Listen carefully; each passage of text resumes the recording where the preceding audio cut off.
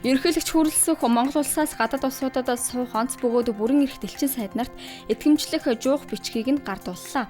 Ингэхдээ ёс зүйтэй, сахилга, хариуцлагатай байж үндэсний язгуур эрх ашигыг ямагт дээдлэх, суугаа болон тухайн бүс нутгийн орнуудтай харилцаа, хамтын ажиллагааг гүнзгийрүүлэн хөгжүүлэх, хөрөнгө оруулалтыг татах, их хэл, түүх, соёл, зан заншил, уламжлалаа өвлүүлэх, түгээн дэлгэрүүлэх, эх орноос сурталчлан таниулах зэрэгт анхаарч ажиллахыг үүрэг болголоо.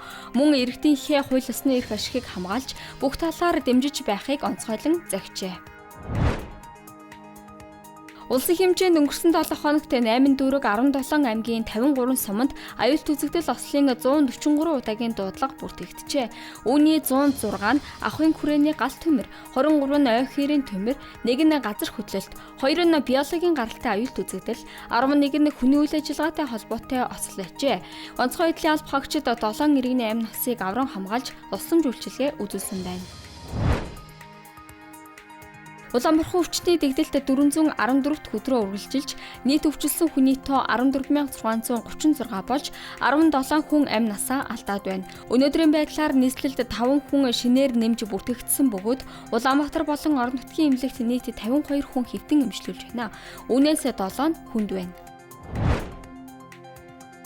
16-наас хүрээгүй хүүхдүүд суран унаж хөдөлгөөнд оролцох явдал гарсаар байна. Замын хөдөлгөөний удирдлагын төвөөс дээрх зөрчлийг камерын тусламжтай тухай бүтэн илрүүлэн заслан зогсоох арга хэмжээг авч байна.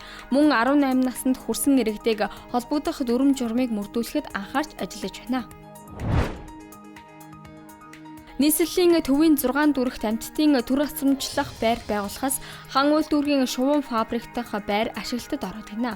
24 цагийн туршид тасралтгүй үйл ажиллагаа явуулах тус байранд түүх болон хороодоос сард дунджаар 100-аас 300 нохой ирж байна.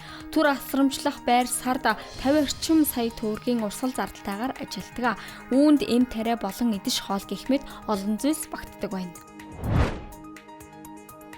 Брэдэд энэ сарын 14-өөс 16-нд ФСК биеийн тавирын зохицолборт барилгын салбарт нийтийн үйлчилгээ, эрчим хүч хэмнэлт Техмаш Экспо 2026 үзэсгэлэн болно.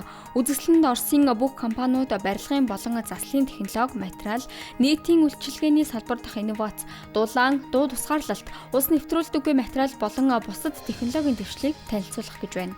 Айс Глобалын цөөн хормын мэдээ байлаа. Ажлын амжилт хүсье.